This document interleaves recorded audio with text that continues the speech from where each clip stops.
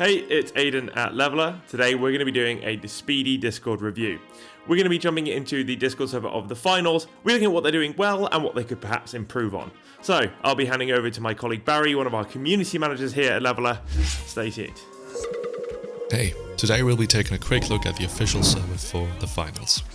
We'll first deep dive into their onboarding experience for members, channels, roles, discuss some of their safety setups, and then look into which kind of entertainment they offered to their server members. To get started, we're being presented with a set of questions that the admins have configured. So this first one being, what channels am I interested in?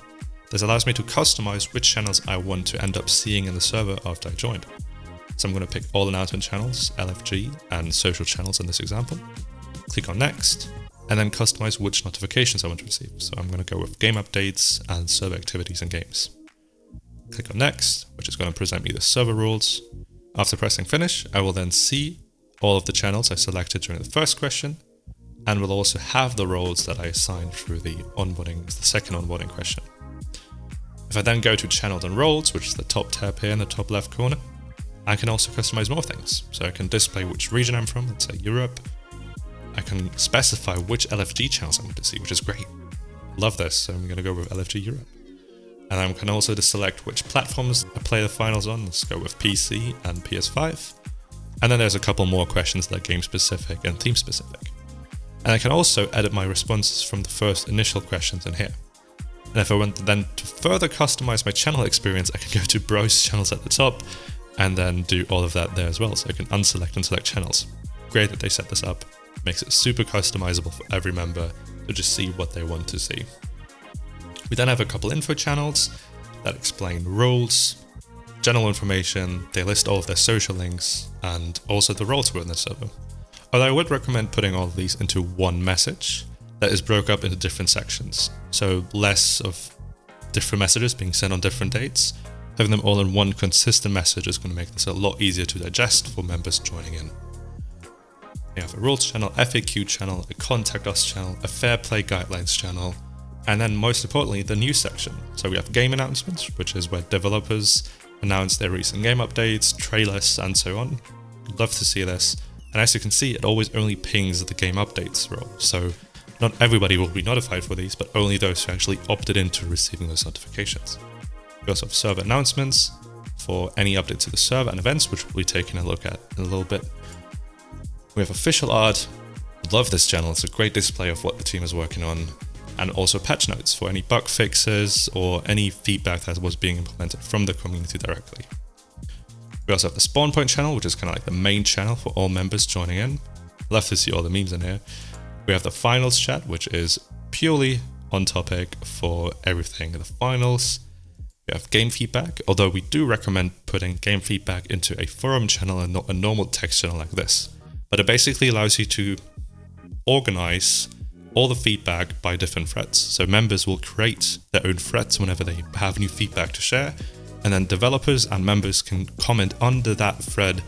So everything kind of stays where it's supposed to be, and you can always connect responses to their initial conversation starter. We also have more topic or game related channels for maps, weapons, and lore. All of the different media channels that the server has to offer, and then of course all of the LFD channels that I selected when joining the server. Love to see this. We also have a very clear distinction between the roles. We have the community manager role, the embark role, which is for all of the staff from the game studio, and volunteer mod, which are the moderators helping out to keep the community safe.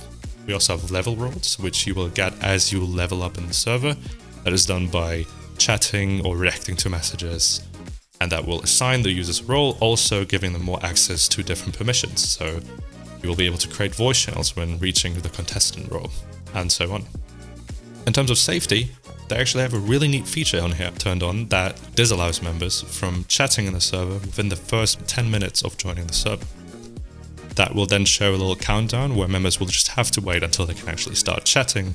This makes it so that when spam accounts join, you're not going to be bombarded by a ton of different spam messages, but they're actually going to be held back for a while. So other security systems like BMO will be able to catch those accounts joining in, remove them before they're actually able to contribute in any bad manner. And then in terms of engagement, events, and entertainment, what I initially mentioned, All of that is posted in the server announcement channels, although I technically do recommend putting this into a different channel for events specifically. This does make it really easy for members to just find what they're looking for, especially when they want to participate in the events that are going on. So right here, they're announcing all kinds of different Twitch events with mostly drops, since members usually love drops and they really want to get that in-game content, so they just go to these channels, maybe even follow them into their own servers, so they always get notified when there's these streams happening, and then they're able to get in-game content from joining these streams, which is great. And then also there's AMAs being announced with developers, or trailers being shared, or content creator callouts being shared. Like, all of these different things really do play a role in giving members everything they need to feel entertained. There's also, if I scroll up a little bit more, there was a great little activation here for a scrapbook bingo with the finals and its maps. Love to see this. Super creative, and generally just something that we recommend all of our clients and also communities to just do. These are the things that your members are really going to want to participate in, and a great opportunity to get some great user-generated content and a whole ton of inside jokes out of a very simple to set up event like this.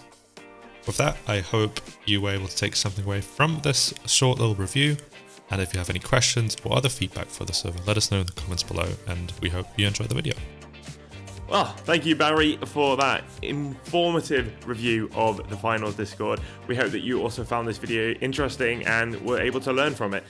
If you'd like to have your Discord server reviewed by one of our expert community managers, feel free to leave a comment down below and we'll get in touch to sort that out for you. And of course, if you enjoyed this video, don't forget to drop a like, and of course, subscribe. We'll be dropping one of these videos every 2 weeks. So stick around. See you next time.